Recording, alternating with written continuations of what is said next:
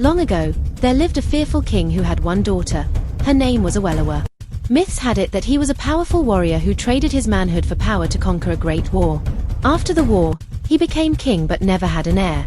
He married many wives, took many slaves, but the gods were adamant about not giving him children. After many years of sacrifices and rituals, the gods gave him a child whom they said would defend him and his kingdom from enemies. The king was happy, believing that he would have a son after him. Alas, the gods gave him a daughter. He went back to seek the face of the gods, but the gods remained silent. You are beautiful and precious as your mother, the queen. And so, he resigned to fate and decided to sit back and see what the gods foretold about Awelewa. Awelewa was an epitome of beauty. Suitors came from far and wide with promises of great wealth just to have her hand in marriage. But the king had something else to worry about: his successor. Chiefs and king's men began asking who would succeed him, seeing that he doesn't have a son. My daughter, Awelewa, will rule after me. Awelewa, my daughter, war is looming. Father, I will protect you. After the king pronounced that Awelewa would succeed him, his adversaries sent him a message of war. They formed a coalition against him. Awelewa vowed to defend the land, but her promise gave no succor to the troubled king. He summoned his friends. This war, they are coming with a big army. I will protect you. Let me marry your daughter. I will give you my army as you asked. But you see, in return, you must give me Awelewa's hand in marriage. We will form an ally. I will fight with you. I will protect you and your kingdom. I will even give you gold and land. But you must give me your daughter. If you give me your daughter and in marriage, we will defeat them. I will not trade my daughter for protection. My army will protect me and my kingdom. What if you die? Who will rule your kingdom? Even if I fall on the war front, my daughter Awelewa will rule after me. What you propose is good, but your daughter here is the prize for me. Leave my kingdom now. Quite disappointing for the king. His friend had little faith in him, and they wanted something else other than to help a friend in a time of war. They wanted his daughter, Awelewa. Awelewa wished her father and people would see beyond her beauty and fragile frame, but no one did. And so, the day of war came.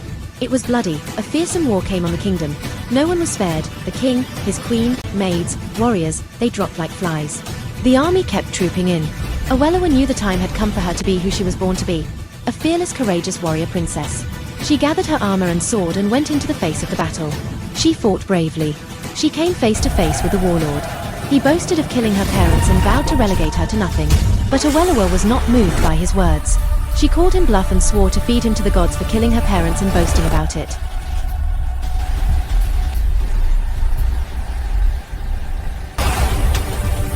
Today you die! With this sword, I killed your father, the king. I killed your mother, the queen, too. And in fact, I will conquer you and make you one of my concubines. Today you die! I will feed you to the gods.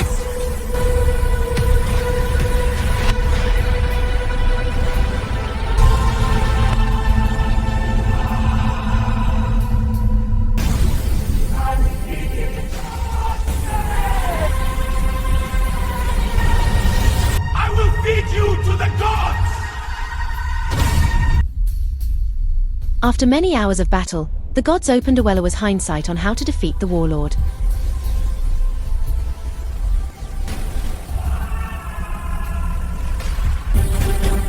She saw that his nape is exposed. Without much ado, she aimed at his neck, slashed it with her sword with all her might. There and then, she watched the warlord drop like a fly. She conquered him like she said she would. Awelewa went on to fight the rest of the soldiers. The minute they heard the warlord was fallen, they retreated like cowards. Victory at last. The warlord has fallen! Retreat! The people were surprised but happy that Awelewa brought victory to the kingdom. They thanked her and made her queen. They reverenced her greatly after that. Gradually, the ruins of the land were mended. Awelewa went on to be even a better ruler than her father. Queen Awelewa the Great. I am happy to be your husband. Then came love, in the form of a kind, brilliant and loyal young man. Awelewa married the man she loved, and together they lived happily ever after. I am queen. This is my kingdom. Queen Awelewa's husband was a good man. He supported her reign and stood by her all the way. Because he was vast in trade and commerce, he helped her to open channels of commerce and trade for the kingdom, and so brought many achievements and developments to the land. Awelewa was loved by her subjects. She was not just a beautiful queen, she was brave, fearless, industrious yet humble leader who brought more wealth to the kingdom and her people. She went on to be forever referred to as Queen Awelewa, the Great, the queen who conquered them all. This is the legend of Awelewa, the warrior princess.